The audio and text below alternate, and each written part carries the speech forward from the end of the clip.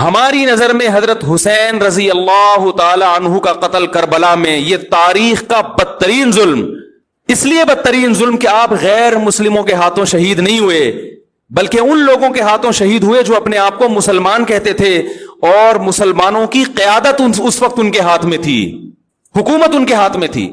لیکن اس ظلم پہ اہل سنت والجماعت کے ہاں، جو سنی ہیں، ان کے چاروں مکاتب فکر کے ہاں نہ رونے پیٹنے کی اجازت، نہ نوحہ کرنے کی اجازت، اور نہ میرے بھائی ماتم کرنے کی اجازت۔ تو جو کر رہا ہے ان کا فقہ ہے، ان کو فالو کرنے دیں، ان کی فیلڈ میں آپ ٹانگ نہ اڑائیں، ان سے جا کے بلا وجہ بحثیں نہ کریں، بولے بھائی ٹھیک ہے۔ دیکھو آج جو اتفاق پیدا کرنے کی کوشش کی میں بھی شیعہ سنی لڑائی کا ہرگز قائل نہیں ہوں، لیکن اتفاق کی ایسی کوشش کہ آپ کی پہچان ہی ختم ہو جائے، یہ اتفاق پائیدار نہیں ہوتا۔ اتفاق کا مطلب ہے لڑو مت، بس ایک دوسرے کا احترام کرو، معاملات ایک دوسرے سے صاف رکھو، ایک دوسرے کو گالی گلوچ مت دو، لڑو مت، اتنا اتفاق ہم بھی مانتے ہیں۔ ایک دفعہ مجھ سے کسی نے کہا کہ بھائی مسلمانوں میں اتحاد پیدا کرنے کے لیے ضروری ہے کہ ہم سب ایک دوسرے کے پیچھے نمازیں پڑھیں، سمجھ رہے ہیں، یعنی ہر فرقے کے پیچھے نمازیں پڑھیں۔ میں نے کہا یہ اتحاد کی یہ کوشش پائیدار نہیں ہے۔ اگر ایک آدمی کا خیال یہ ہے کہ یہ جو نماز پڑھ رہا ہے یہ میری تحقیق کے مطابق صحیح نہیں ہے، تو آپ اس کو زبردستی مجبور نہ کریں کہ وہ اس کے پیچھے نماز پڑھے۔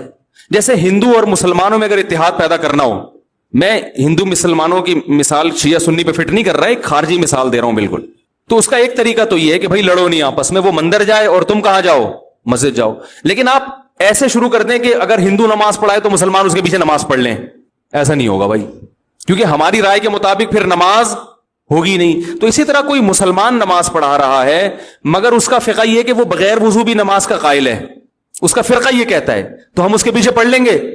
ہے بھائی نہیں پڑھیں گے، ہم بولیں گے بھائی ہماری رائے کے مطابق آپ کی نماز نہیں ہو رہی۔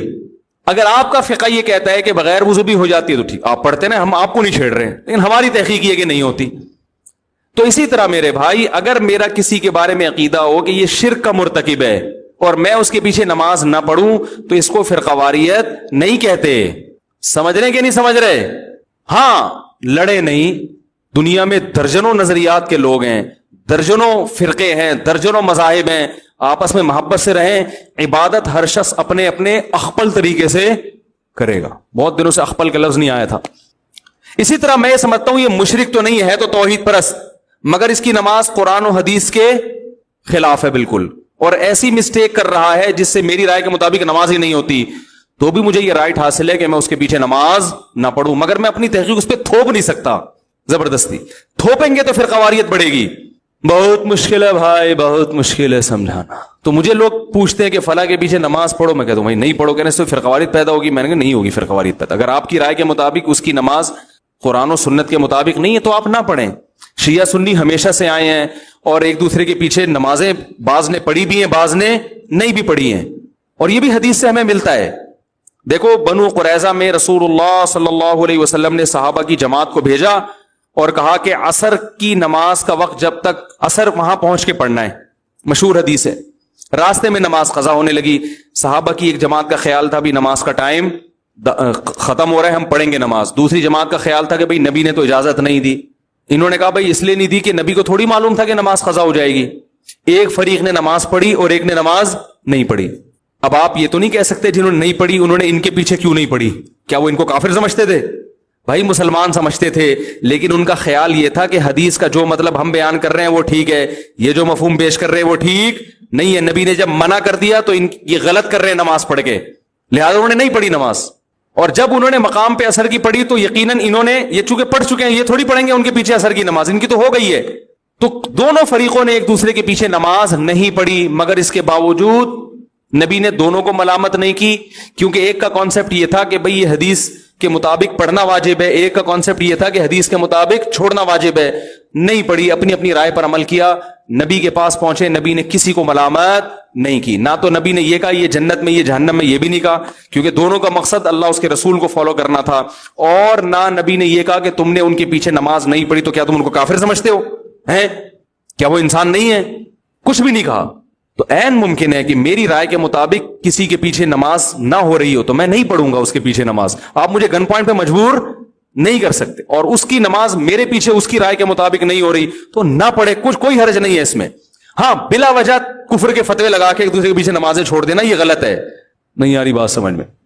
بلا وجہ ذرا سی باتوں کو اچھال کے وہ اس کے پیچھے مسجدوں میں 2-3 جماعتیں ہو رہی ہیں, اس نے امام صاحب نے اس سے قرضہ لیا چونکہ واپس نہیں کیا تو اس کی رائے میں امام صاحب فاسق ہیں, لہذا دوسرا امام اپنے لیے الگ سے لے کر آ رہا ہے, ٹھیک ہے نا, تو وہ ان کے پیچھے پڑے گا, وہ یہ غلط ہے. بڑا اختلاف جہاں آئے گا تو وہاں نمازوں کو ہم اجازت نہیں دیتے. تو شیعہ اور سنی کا اختلاف چھوٹا نہیں ہے بلکہ بولو بھائی بڑا اختلاف ہے. ہم تمام صحابہ کو حجت سمجھتے ہیں, وہ حضرات اہل بیت کو زیادہ فوکس کرتے ہیں.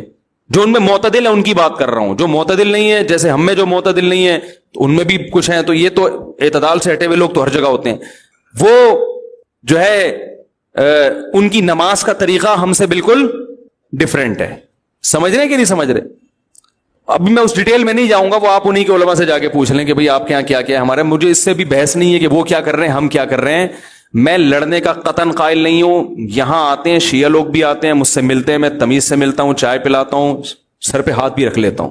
بہت اچھا. شیعہ علماء سے بھی سلام دعا ہے ہماری, بیٹھتے ہیں بات کرتے ہیں. بھائی السلام علیکم. وعلیکم السلام. منڈی والان خالے دیغت میں خوندی کھڑے دے چائے پیئے. وعلیکم السلام. لکم دینکم ولی دین. بھائی آپ جائیں امام بارگاہ میں نماز پڑھے, وہاں اپنی مسجد میں نماز پڑھے, ہم جا رہے ہیں اپنا جمعہ پڑھانے, ٹھیک ہے. تو یہ ہمیشہ سے ہوتا آ رہا ہے.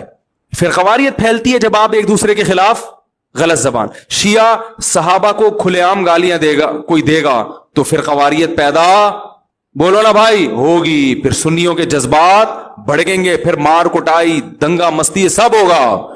تو فرقواریت پہ کنٹرول کرنے کے لیے شیعہ علماء کی ذمہ داری ہے کہ وہ اپنی عوام کو ان صحابہ کو برا بھلا بولنے سے منع کریں جن سے محبت ہمارے ایمان کا جز ہے, جن کے لیے کٹنا مرنا ہم اپنے ایمان کا حصہ سمجھتے ہیں.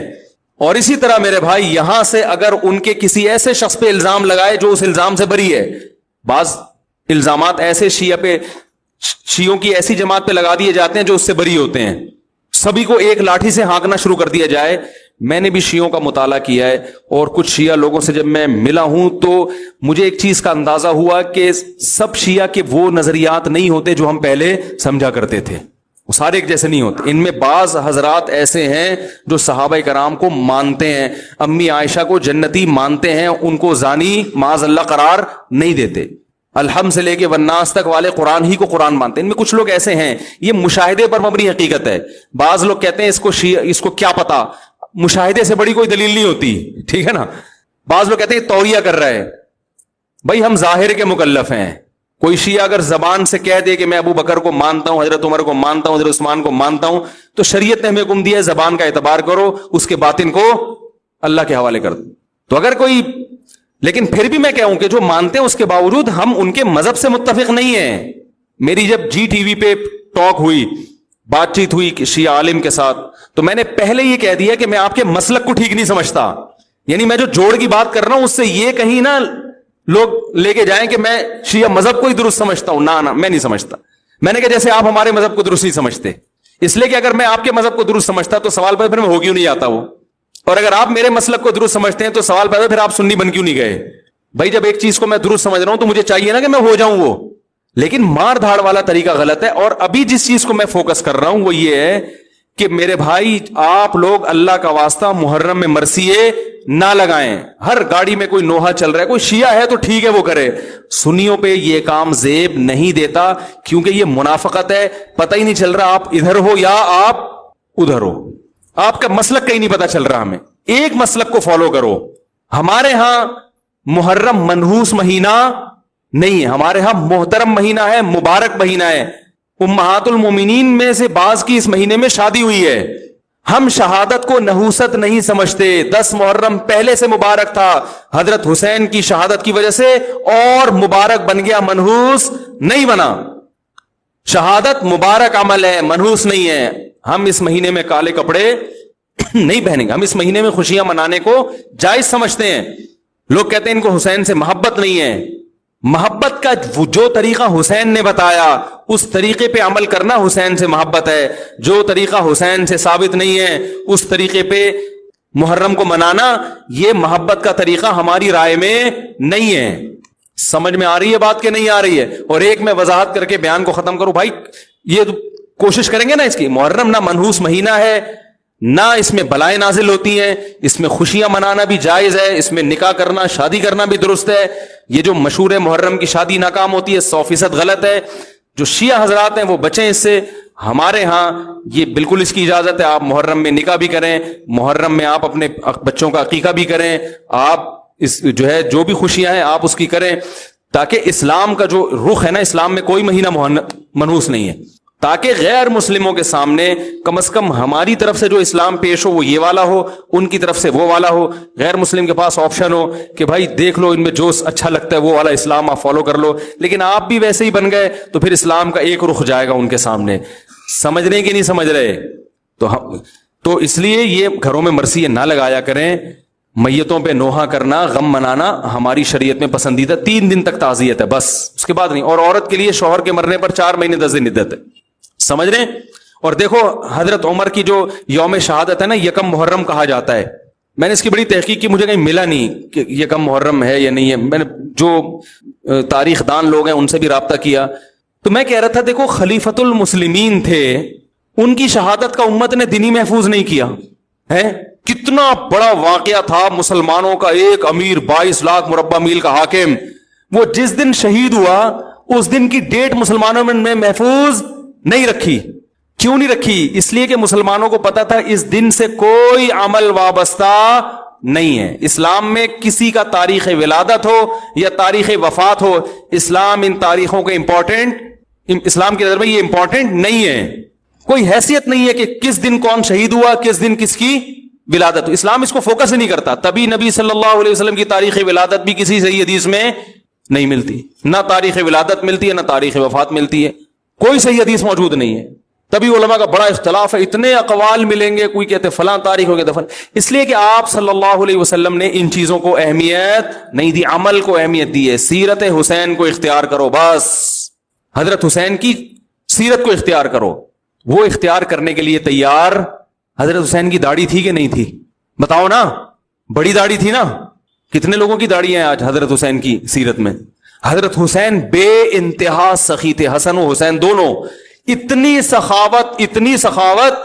سخاوت کا دریا، 100 باندیاں ایک وقت میں گفٹ کی ہیں. 100 پورے باغ خرید کے غریب کو گفٹ کر دیے. دھیلا جیب سے نہیں نکل رہا آج غربا اور مساکین کے لیے. حضرت حسن و حسین میں بے انتہا تحمل. محمد ابن اسحاق مشہور مورخ ہیں، کہتے ہیں میں نے حضرت حسن کی زبان سے پوری زندگی میں جو سب سے سخت جملہ سنا ہے وہ ہے کہ میرے پاس تیرے لیے سوائے تیری ناک خاک آلودہ ہونے کے اور کچھ بھی نہیں. آپ کا جھگڑا تھا کسی سے، یہ لفظ کہے کہ تمہاری ناک خاک آلودہ ہو جائے، بس. کہہ رہے پوری زندگی میں بے شمار جھگڑے ہوئے، سب کچھ ہوا، اس سے زیادہ سخت لفظ میں نے ان کی زبان سے نہیں سنا. اتنا تحمل. اور آج یوٹیوب پہ آپ نیچے لوگوں کے کمنٹس دیکھیں، ابھی میری مخالفت میں جو کمنٹس آئیں گے وہ سنیے گا آپ. فحش گالیاں، بےہودہ کلمات ایسے. اور پھر یہ بھی نہیں تحقیق کرتے. میری ایک پوسٹ چلائی ہے کسی چینل نے کہ میں نے یزید کو رضی اللہ عنہ کہا ہے، اور میں نے یزید کو یہ کہا کہ قسطنطینیہ کی لڑائی میں شریک ہوا تھا لہذا وہ جنتی ہے، اور بہت سارے القابات نا. اور لکھا مفتی طارق مسعود مدظلہ العالی کا یہ بیان ہے. حالانکہ میں نے ایسا نہ کوئی دعویٰ کیا، نہ میں یزید کو رضی اللہ عنہ کہتا ہوں، نہ میں اس کے جنتی ہونے کا فتویٰ دیتا ہوں، نہ میں اس کو رحمت اللہ علیہ بھی نہیں کہتا. میرا یزید کے بارے میں جو موقف ہے میری ویڈیو ریکارڈنگ میں موجود ہے. جھوٹی وہ چلا کر کسی چینل پہ شائع کی گئی، اور پھر نیچے جو لوگوں نے گالیاں دی ہیں احقر کو، اتنی غلیظ گالیاں. ہر شخص اپنے خاندان کا بتا رہے کہ میں فلاں قبیلے سے ہوں ہیں. اس پہ نیچے کسی نے لکھا کہ مفتی صاحب کو جو یہ گالیاں دے رہے ہیں یہ اصل میں اپنی قبیلہ بتا رہے ہیں. کسی نے بتایا کہ میرا باپ بھنگی ہے، کسی نے کہا کہ میری اماں 3 دفعہ گھر سے بھاگ گئی تھی. جو آدمی اتنی گندی فحش گالیاں دے رہا ہے تو اس کا مطلب اس کا خاندان ایسا ہی ہے نا.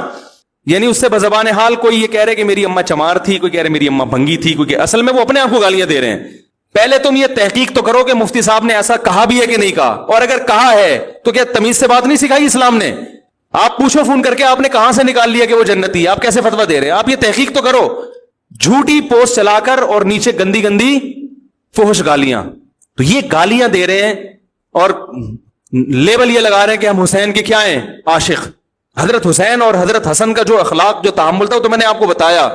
آج عمل کو بالکل فوکس نہیں کرنا، شخصیتوں کے دن اور ان کی وفاتیں منا کے یہ ثابت کیا جاتا ہے ہم ان سے بہت محبت کرتے ہیں. تو بھائی شرط ایمان مصطفیٰ سے والہانہ پیار ہے، پیار لیکن پیروی ہے، پیروی دشوار ہے. سمجھ آئی بات؟ کسی کو فالو کرنا بہت مشکل، اور عشق و محبت کے دعوے اور ان کے نام پہ بہت کچھ جو آج کل کیا جا رہا ہے وہ بہت آسان ہے. تو آسان کام کیا جا رہا ہے اور مشکل کام چھوڑا جا رہا ہے. تو یہ محبت نہیں ہے میرے بھائی. محبت کسی کو فوکس کرنے کو کہتے ہیں، اور محبت جو ہے کسی کی پیروی کرنے کو کہتے ہیں. اللہ تعالی ہمیں حضرت حسن و حسین کی حقیقی معنوں میں پیروی کرنے کی توفیق عطا فرمائے، ان کے نقش قدم پہ چلنے کی توفیق عطا فرمائے، اور قیامت میں ان کے اعمال کو فالو کرنے کی وجہ سے انہی کے ساتھ ہمارا حشر فرمائے. اچھا بھائی، یہ جو بیان کیا ہے میں نے محرم کے حوالے سے، یہ سمجھ میں آیا آپ لوگوں کے ہیں؟ کیا سمجھ میں آیا؟ ایک طرف ہو جائیں. اس کا خلاصہ یہ ہے، شیعہ مذہب کو یا تو پورا فالو کریں یا پھر سنی مذہب کو پورا فالو کریں، تاکہ ایک چیز رہے کہ بھئی یہ ہیں، یہ ہیں، درمیان میں نہ لٹکیں. اور یہ جو شخصیتوں کو منانا، ان کے یوم پیدائش اور یوم وفات اور یوم شہادت، یہ تو شیعہ سنی میں مشترک ہے. یعنی یہ تو سنی بھی مناتے ہیں، وہ فلاں کا دن منا رہے ہوں گے، وہ فلاں کا دن منا رہے ہیں. دیکھو ایک اہم بات یہ ہے کہ اسلام میں یوم ولادت یا تاریخ وفات کی کوئی ویلیو ہوتی تو اسلامی مہینے 29 اور 30 کے غیر متعین نہ ہوتے. مثال کے طور پر کوئی 30 محرم کو پیدا ہوتا تو بیچارہ جس دن 30 محرم آتا تو برتھ ڈے مناتا، 30 نہیں آتا تو برتھ ڈے کہتے بھائی آپ کی 3 سال کے بعد برتھ ڈے ہوگی، کیونکہ فی الحال 3 مہینے 29 کے آئیں گے محرم کے. کیا خیال ہے؟ اگر حضرت امام حسین رضی اللہ تعالی عنہ نواسہ رسول سید شباب اہل الجنہ کی شہادت 30 محرم کو ہو جاتی تو آپ منا سکتے تھے؟